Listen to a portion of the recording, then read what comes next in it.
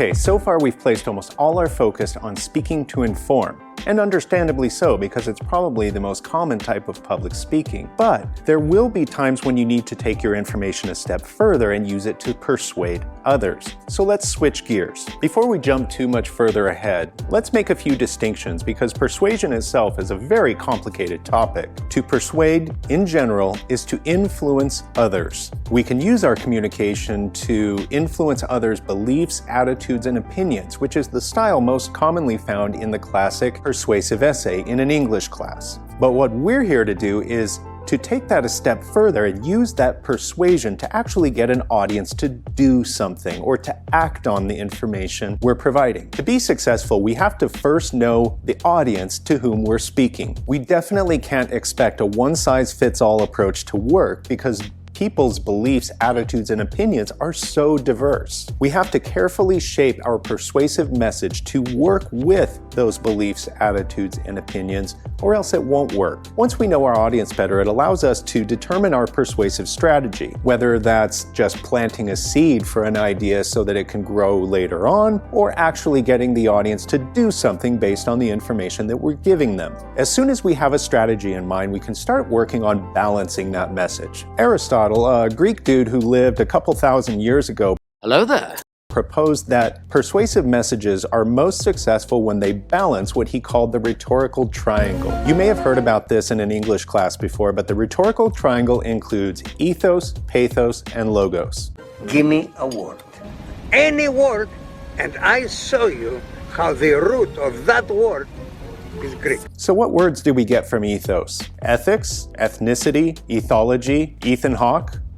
Well, maybe not him. For our purposes, think of ethos as the persona that you portray to your audience. This is your credibility, your believability, and maybe even your likability. Ultimately, this is the way your audience perceives you and factors into their decision to keep listening. We build an ethos with an audience by earning their respect, and to do that requires developing a connection or a rapport with them. That all starts with first impressions, so be sure to review everything I said about first impressions in our previous video on delivery tips and strategies. Then, be sure that you're speaking the audience's language. So, how many of you would say you speak English fairly well, but with some difficulty?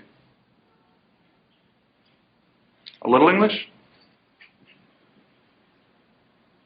Yes, you speak some English. son of B. Well, yeah, actual language, but what I'm talking about is what language clicks most with your audience. Using slang and swearing might work well with one audience, whereas using big, expensive scientific words is going to work better with others. Know who you're talking to. Up next is pathos, which is the emotional appeal behind our message. We humans are emotionally driven creatures. In fact, the decision-making center of our brain is actually located within the limbic system, that same part of the brain that's responsible for that adrenaline rush we feel when public speaking. Thanks a lot, limbic system! What this means is that pathos is also the most powerful persuasive tool because it stabs straight through to the chewy Tootsie Roll center of our brains. Mr. Owl, how many licks does it take to get to the Tootsie Roll center of a Tootsie Pop? Let's find out. However, it's also the easiest to overuse and abuse. No, God!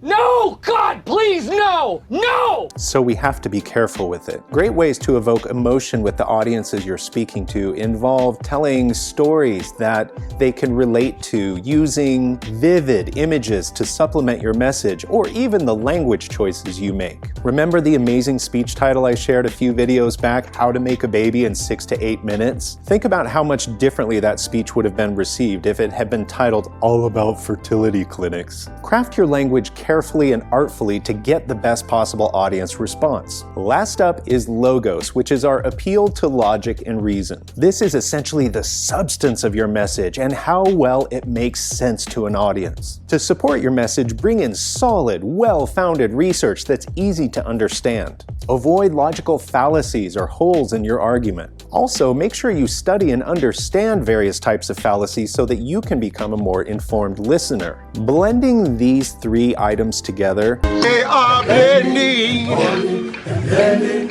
they are bonding, is one of the best ways to strengthen your persuasive messages. Consider starting your speech with a focus on developing that connection with your audience right off the bat. As you head into the body of this speech, bring in your support, your research, and your logic lightly seasoned with a little dash of emotional appeal. Then, toward the end of the speech, crank up that emotional connection as you try to seal the deal. Aristotle's rhetorical triangle is really only one persuasive theory, though. Like I said earlier, persuasion is a complicated business. You can even take full-on semester-long college courses in persuasion theory and argumentation. But this is enough to get you started. Be sure to read up on other ways of sharpening your persuasive tools and then experiment with those. The most important thing to remember, though, is that you must first understand your audience and what appeals to them. Learn that first and foremost, and then get creative. Good luck, and thanks for watching.